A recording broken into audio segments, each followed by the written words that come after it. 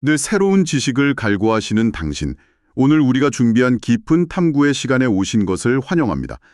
매일 쏟아지는 수많은 텍스트 속에서 어떤 이야기가 진짜 우리의 삶을 관통하는지 고민될 때가 있으시죠? 네, 맞습니다. 그래서 바쁜 당신을 위해 오늘도 아주 특별하고 조금은 충격적이면서도 강렬한 이야기를 준비했습니다. 오늘 우리가 해부해볼 자료는 사승원 작가의 소설 리뷰 PDF라는 텍스트입니다. 주인공 고길동이라는 한 남자의 처절하고도 감동적인 생존기가 담겨 있죠. 이 자료를 처음 접했을 때 솔직히 좀 놀랐습니다. 겉보기엔 굉장히 극적이고 심지어 장르를 넘나드는 멜로드라마나 액션물처럼 보이거든요. 저도 처음 읽으면서 몇 번이나 숨을 골랐는지 모릅니다. 그런데 그 껍질을 한꺼풀 벗겨내면 인간의 가장 밑바닥에 있는 굴욕, 그리고 그 수치심을 덮어주는 무조건적인 헌신에 대한 아주 무거운 철학적 질문들이 숨어 있더라고요. 그렇죠. 평생을 법과 헌법이라는 아주 차갑고 이성적인 신념만 품고 살아온 한 남자가 죽음의 문턱에서 돌아와 마주하는 건 너무나도 비루한 신체의 한계입니다. 그래서 이번 탐구의 핵심 미션을 명확히 세워봤습니다.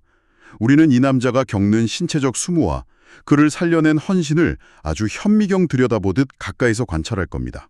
동시에 조엘 롤스의 무지의 장막 같은 거창한 정의론이 차가운 현실 앞에서 어떻게 무력해지는지도 살펴볼 거고요. 맞아요. 그리고 국가에 철저히 버림받고도 끝까지 충성을 다했던 이 남자의 숨겨진 과거까지 하나하나 파헤쳐 볼 예정입니다. 자, 그럼 이 내용을 한번 풀어볼까요? 아주 흥미로운 여정이 될 것 같습니다.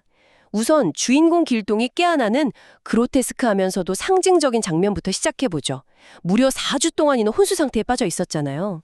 그대, 그 4주 동안 그의 머릿속에서 벌어진 환상이 참 기가 막힙니다. 무협지나 판타지 소설에 나올 법한 사신수, 그러니까 청룡이나 주작 같은 것들과 함께 정의의 붓을 쥐고 허공에 나비를 그리고 있었다고 묘사되거든요. 그 대목이 약간 실소가 터지면서도 묘하게 슬픈 지점입니다. 지독하게 가난한 흙수저로 태어나서 평생을 딱딱한 법전의 글귀들에만 매달려온 팍팍한 인간인데 말이죠. 정작 사경을 헤매는 죽음의 강에서는 그런 낭만적이고 비현실적인 거창한 정의의 수호신들과 놀고 있었다는 게 참 아이러니예요. 그게 바로 길동이라는 인물이 평생 자신을 지탱해온 관념적인 세계를 상징합니다.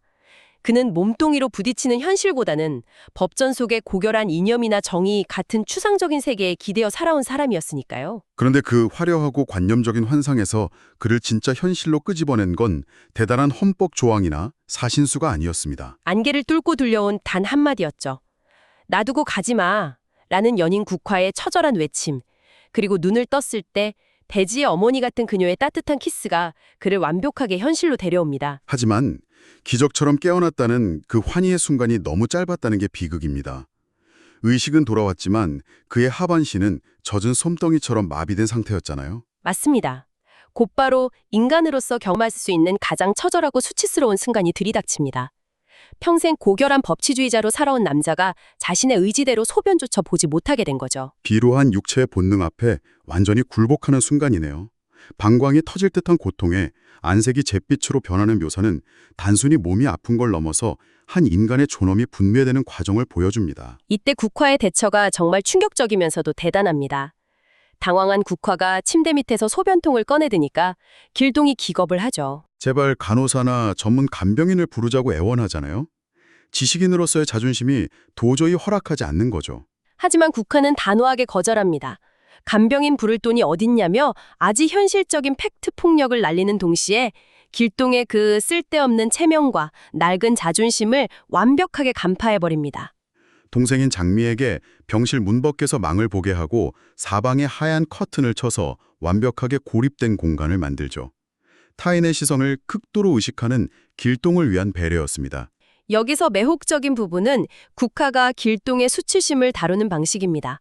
보통의 간병이라면 그냥 기계적으로 처리했겠지만 국화는 길동의 붕괴된 자아를 어루만져요. 나를 그냥 어머니라고 생각해. 나도 눈 감고 할게. 라고 말하는 장면이죠. 네, 마치 어머니가 어린아이를 다루듯이요.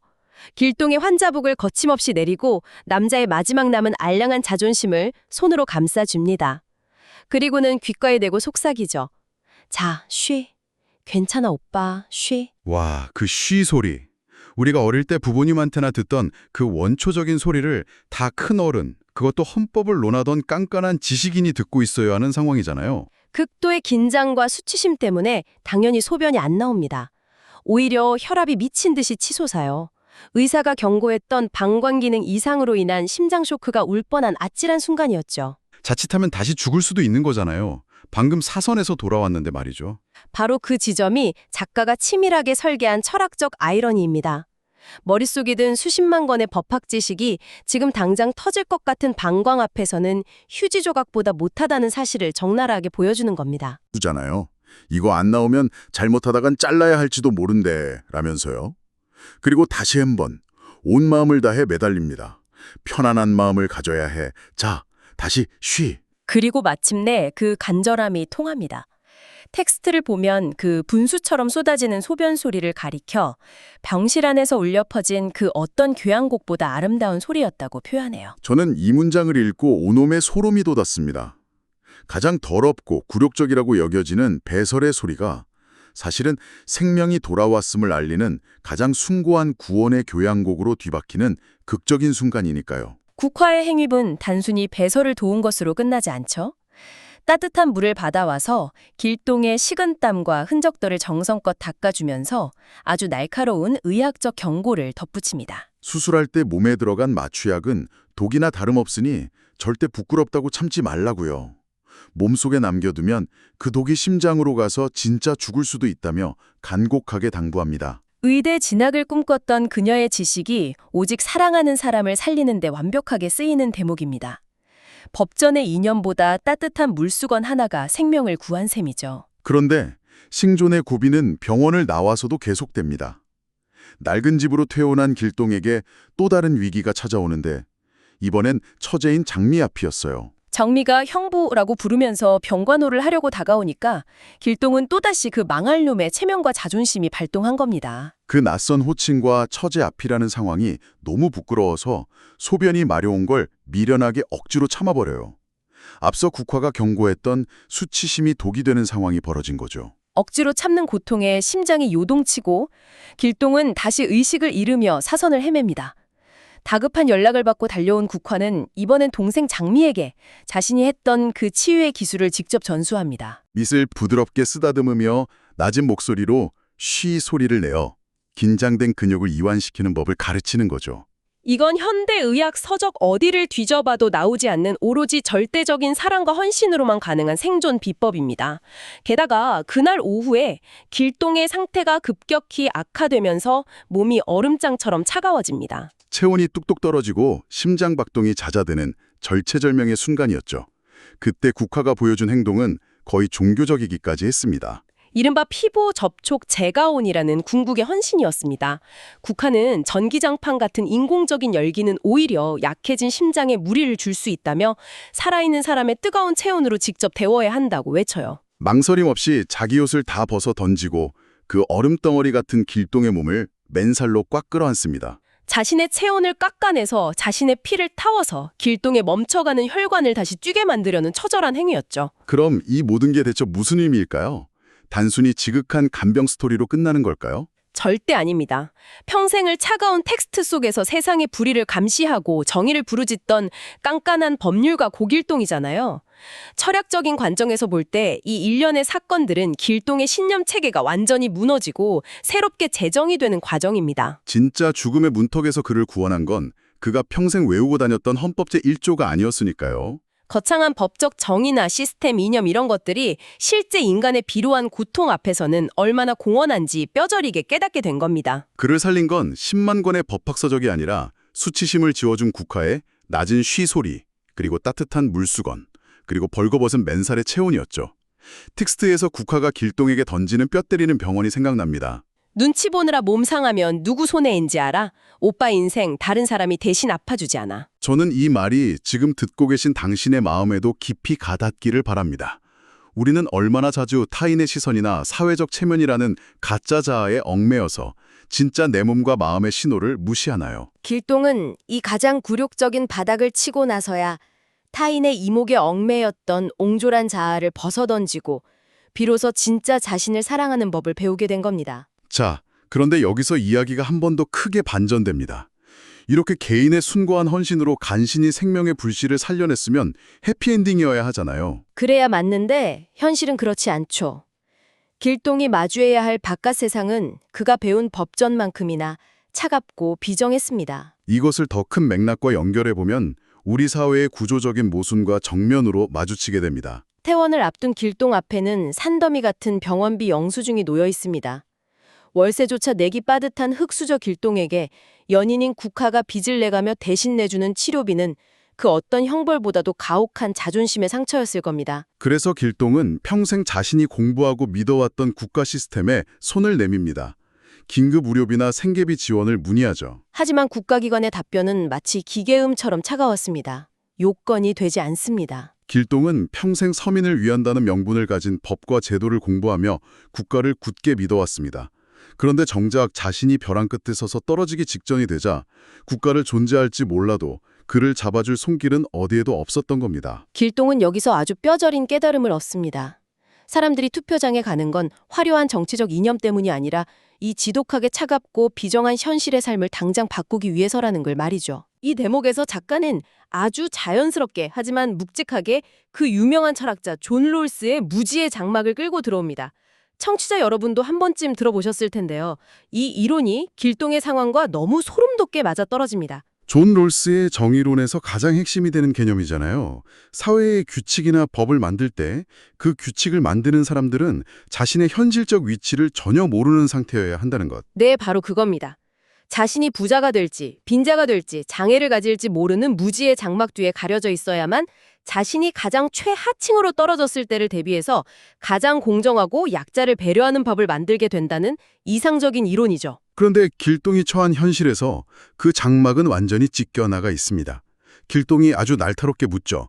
이 법과 제도를 만든 자들이 자기 자신이 언제든 고길동처럼 병원비가 없어서 길거리에 나앉을 수 있는 처지가 될 수 있다는 걸 알았다면 과연 이렇게 피도 눈물도 없는 깐깐한 지원 요건들을 만들어냈을까 하는 전곡을 찌르는 질문입니다.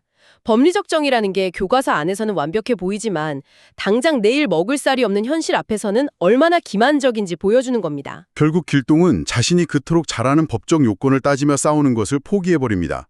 병원비 때문에 쫓겨나는 극심한 수모를 당하기 전에 스스로 곰팡이 냄새가 나는 낡은 집으로 강제 퇴원을 선택하죠. 거창한 이론이 현실의 수모 앞에서 완전히 무너져 내리는 순간입니다. 여기서 우리는 대관소찰이라는 사자성어의 진정한 의미를 다시 떠올리게 됩니다. 크게 보고 작게 살피라는 뜻이죠. 거시적인 국가 시스템이 아무리 그럴듯해도 개인의 세밀한 고통을 살피지 못한다면 그건 죽은 법이라는 걸 작가가 고발하고 있는 것 같습니다. 정확합니다. 거대한 산을 보는 것도 중요하지만 병들어 죽어가는 나무 한 그루의 뿌리를 살피지 못하는 산림보호법이 도대체 무슨 소용이 있겠습니까? 그런데 여기서 정말 흥미로운 부분이 등장합니다. 여기까지 들으신 당신은 아마 고길동이라는 인물을 가난하고 억울하게 시스템에 취인 무력한 지식인 정도로 생각하실지 모르겠습니다. 하지만 늦은 밤 낡은 집에서 국화와 소주를 마시던 길동이 자신의 과거 이야기를 살짝 꺼내는 순간 텍스트의 장르가 스릴 넘치는 액션 영화로 확 틀어집니다. 국화가 길동에게 군대 시절 이야기를 묻잖아요. 길동은 첨한 아주 낭만적인 이야기를 꺼냅니다.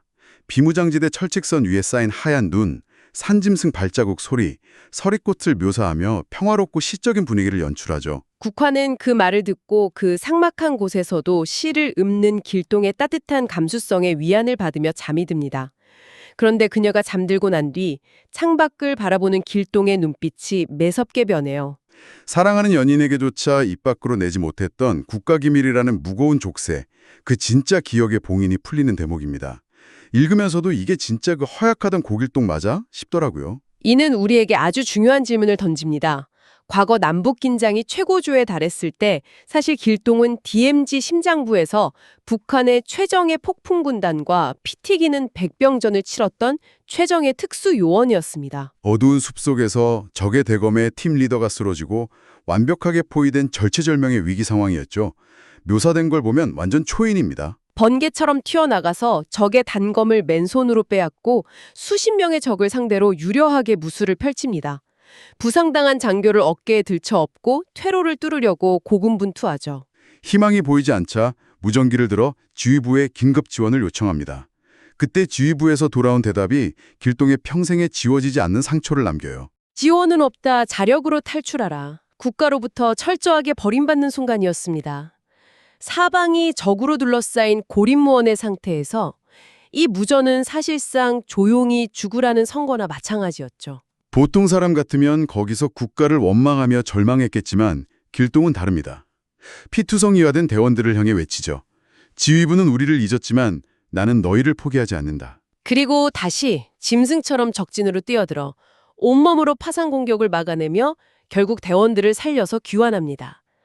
이 과거신이 뜬금없는 액션이 아닌 이유가 바로 여기에 있습니다. 작가가 극단적인 두 가지 상황을 충돌시키고 있는 거군요. 길동은 지휘부에 버림받고도 끝까지 충성했고 동료들을 살려냈습니다. 그 무거운 영웅의 짐을 혼자 침묵으로 짊어지고 살아왔죠. 그런데 현실로 돌아온 결과는 너무나도 비참합니다. 국가를 위해 목숨을 걸었던 영웅이 낡은 단칸방에서 병원비가 없어 쫓겨나고 생계비 지원을 신청했더니 요건이 안 된다며 또다시 국가로부터 완벽하게 버림받았습니다. 총알비 펼치는 전장에서도 살아남은 영웅이 자본주의의 차가운 시스템과 병마 앞에서는 한없이 초라한 흙수저로 전락해버린 겁니다. 하지만 그는 시스템을 원망하며 폭주하지 않아요.